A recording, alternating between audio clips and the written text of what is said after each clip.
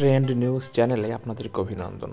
এই মুহূর্তে বেকার ভাইদের জন্য একটি গুরুত্বপূর্ণ আপডেট নিয়ে উপস্থিত হয়েছি। বিশেষ করে যারা বাংলাদেশের সর্বোচ্চ চাকরি বাংলাদেশ সিভিল সার্ভিসে যোগদান করার চিন্তা করছেন বা সেই প্রিপারেশান নিচ্ছেন, এখানে পিএসসি কিছু যুগান্তকারী পদক্ষেপ নিতে চাচ্ছে। যদি এই পদক্ষেপগুলো বাস্তবায়ন করে তাহলে যারা বিসিএস দেবেন তাদের জন্য অত্যন্ত সুবিধা হবে বলে আমি মনে করি। তো ভিউয়ার্স, শুরুতেই বলে রাখি, যদি আমার চ্যানেলটি সাবস্ক্রাইব না করে থাকেন তাহলে অবশ্যই চ্যানেলটি সাবস্ক্রাইব করুন এবং বেল বাটন অল করে দিন, যাতে পরবর্তীতে যে কোনো ভিডিও আপনার কাছে খুব সহজেই পৌঁছে যায়।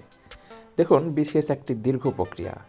এই বিসিএস প্রিলিমিনারি থেকে শুরু করে রেজাল্ট হতে হতে প্রায় দু বছর লেগে যায়। এই জন্য এই চাকরি প্রার্থীদের কাছে দেখুন যে বাংলাদেশ সিভিল সার্ভিস যে পরীক্ষা আরও সহজ করতে কিছু পরিকল্পনা নিয়েছে সরকারি পিএসসি আর কি। এই পরিকল্পনার অংশ হিসেবে একবার বিসিএস প্রিলিমিনারি রিটেন পরীক্ষা উত্তীর্ণ হলে একটা প্রার্থীকে 3 বার মৌখিক পরীক্ষা দেওয়ার সুযোগ দেওয়ার কথা চিন্তা করা হচ্ছে।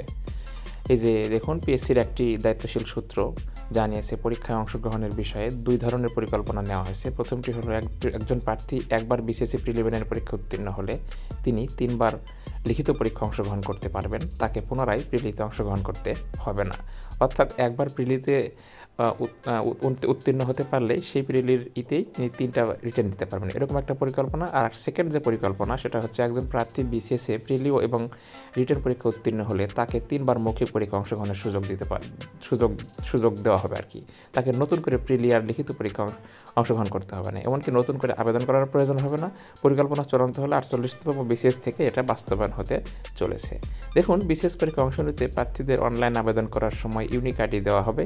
এই আইডির মাধ্যমে প্রার্থীরা তাদের সকল শিক্ষাগত যোগ্যতার কাগজপত্র অনলাইনে জমা দেবেন এবং ফলে প্রার্থীর ডাটা পিএসসির সার্ভারে জমা থাকবে। তিনি আরও বলেন, কোনো প্রার্থী প্রিলিতে উত্তীর্ণ হলে সেই ডাটা স্বয়ংক্রিয়ভাবে হালনাগাদ হয়ে যাবে। পরবর্তীতে তিনি লিখিত পরীক্ষা উত্তীর্ণ হলে সেটিও হালনাগাদ হবে। প্রার্থী যে কোনো সময় আইডি পাসওয়ার্ড ব্যবহার করে লগ ইন করে তার সব কিছু আপডেট করতে পারবে। এছাড়া যে বিষয়টি দেখুন যে প্রার্থীদের কিছু অসুবিধা বিবেচনা করে কিছু পরিকল্পনা করা হচ্ছে। এগুলো হলো চূড়ান্ত করা হয়নি এখনও, কমিশনের বিজ্ঞ সদস্যদের মতামত নেওয়া হচ্ছে। তবে অতি সত্বর যদি এগুলো করা হয় তাহলে বিশেষ চাকরি প্রার্থীদের জন্য অবশ্যই সেগুলো কল্যাণ বয়ে আনবে বলে তিনি মনে করেছেন, আর যিনি কথাগুলো বলেছেন। এছাড়া এই বিসিএস পরীক্ষার নাম্বার দেখা ও খাতা চ্যালেঞ্জের সুযোগ পেতে পারেন প্রার্থীরা। অর্থাৎ আগামীতে বিসিএস পরীক্ষার নাম্বার দেখা যেত কিন্তু খাতা চ্যালেঞ্জের কোনো সুযোগ ছিল না।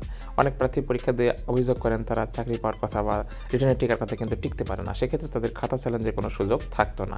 এখন সেই সুযোগটি পিএসসি দিতে যাচ্ছে। হয়তোবা আগামীতে কোনো ক্যান্ডিডেট বা প্রার্থী ইচ্ছে করলে তার খাতা চ্যালেঞ্জ করতে পারবে এবং চ্যালেঞ্জ করেও সে হয়তো পরীক্ষায় যদি টিকার মতন তার কনফিডেন্স থাকে তাহলে সে খাতা চ্যালেঞ্জ করে টিকার একটা সুযোগ থাকছে। আচ্ছা, এছাড়া আরও যে বিষয়গুলো হচ্ছে যে বিসিএসে খাতা সাধারণত 3 জন এক্সামিনারকে দেখানো হয়। তো পিএসসি চাচ্ছে যে এখন থেকে বিসিএসের খাতা সাধারণত রিটার্নের খাতা সাধারণত 1 জন এক্সামিনারকে দিয়ে দেখানোর জন্য। যদি 1 জন এক্সামিনারকে দিয়ে খাতা দেখাতে হয় সেক্ষেত্রে একটা সুবিধা হবে, সেটা হচ্ছে অতি দ্রুত রেজাল্ট দেওয়া যাবে। কারণ বাংলাদেশের সরকারি চাকরিতে বিসিএসের মাধ্যমে সাধারণত নিয়োগ দেওয়া হয়, কিন্তু এই বিসিএস প্রক্রিয়াটা এত দীর্ঘ যে এই দীর্ঘ সময়ের জন্য একটা পরীক্ষা শেষ করতে প্রায় 2 থেকে 3 বছর সময় লেগে যায়। আর এই কথা চিন্তা করেই পিএসসি চিন্তা করেছে যে এখন থেকে এই রিটেন পরীক্ষার খাতাগুলো একটা এক্সামিনারদের দেখানো হবে এবং তার ভিত্তিতেই রেজাল্ট দেওয়া হবে। এবং সেক্ষেত্রে খাতা চ্যালেঞ্জের বিষয়টি থাকছে। যদি কোনো পরীক্ষার্থী মনে করে সে পাশ করার যোগ্যতা রাখে তাহলে সে খাতা চ্যালেঞ্জ করে পুনরায় সে রেজাল্ট যাচাই করতে পারবে। তো ভিউয়ার্স, এই পদক্ষেপগুলো আমি মনে করি পজিটিভই হবে, কারণ বিসিএস একটি দীর্ঘ প্রক্রিয়া। এতে এত দীর্ঘ সময় ধরে স্টাডি করা একজন স্টুডেন্টের পক্ষে অসম্ভব। এছাড়া প্রিলি রিটেন পর্যন্ত টিকার পরে ভাইভাতে যে বারবার কেটে বাদ যাওয়া, এটাও একটা খুবই দুরূহ ব্যাপার, বিশেষ করে যারা বিশেষ পরীক্ষা দেয়। আমি নিজে এটার ভুক্তভোগী। এজন্য বলছি যে যদি একবার প্রিলি এবং রিটেন পাস করে 3 বার ভাইভা দেওয়ার সুযোগ দেওয়া হয় তাহলে এটা প্রার্থীদের জন্য অত্যন্ত উপকারী একটি বিষয় হবে এবং সুবিধা হবে বলে আমি মনে করি। তো ভিউয়ার্স, আপনাদের মন্তব্য অবশ্যই কমেন্ট বক্সে উল্লেখ করবেন।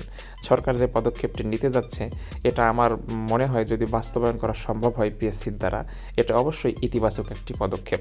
কেননা যারা চাকরি প্রার্থী এদের মাথায় অনেক চাপ থাকে। এই সময় এই শেষ বয়সে পড়াশোনা করা যে কত কষ্টের, এছাড়া একবার প্রিলি রিটেন পাস করার পরে ভাইভা থেকে ফিরে আসাও অনেক কষ্টের।